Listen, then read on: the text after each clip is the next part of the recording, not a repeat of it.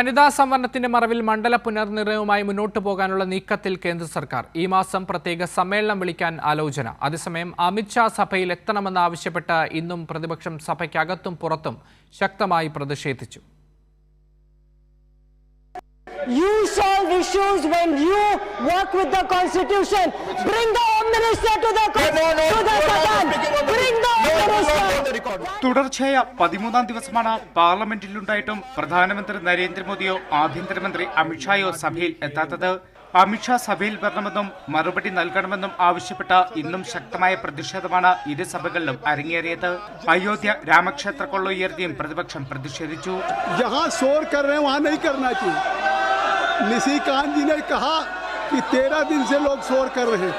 സഭാസമരം തുടരുന്ന സാഹചര്യത്തിൽ പാർലമെന്ററി കാര്യമന്ത്രി കിരൺ റിജിജു പ്രതിപക്ഷ നേതാവ് രാഹുൽ ഗാന്ധിയുമായി കൂടിക്കാഴ്ച നടത്തി. സഭാ നടപടികളുമായി പ്രതിപക്ഷം സഹകരിക്കണമെന്നും അഭ്യർത്ഥിച്ചു.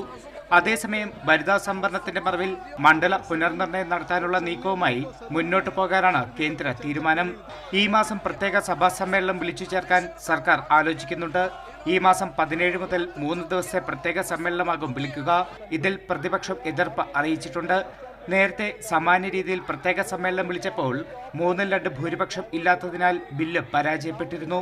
കൈരളി ന്യൂസ്, ദില്ലി.